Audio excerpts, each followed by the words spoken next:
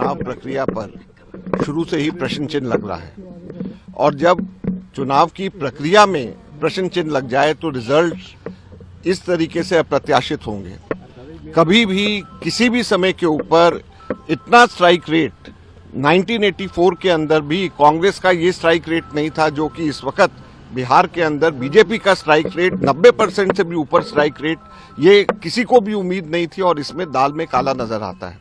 हम लोगों ने अलायंस पार्टनर्स से बात किया है और सिर्फ हमारा ही सोच नहीं, कांग्रेस पार्टी का ही नहीं, हमारे अलायंस पार्टनर्स सभी के सभी का ये मानना है कि ये अप्रत्याशित नतीजे हैं और उसको पूरी तरीके से गहन इसकी छानबीन होनी चाहिए, डेटा का एनालिसिस होना चाहिए और केवल हमारे अलायंस पार्टनर्स और कांग्रेस के ही नहीं बल्कि पूरे के पूरे बिहार के वर्कर्स के, पूरे लोगों के फोन आ रहे हैं और कह रहे हैं कि किसी को भी ये उम्मीद नहीं थी और कहीं ना कहीं पे गड़बड़ियां हुई हैं और उसकी छानबीन होनी चाहिए। हमारे लोग पूरे के पूरे डेटा को इकट्ठा कर रहे हैं, फॉर्म 17C को हम लोग देखेंगे, पूरे के पूरे वोटर्स लिस्ट को देखेंगे और फिर उसके साथ में हम लोग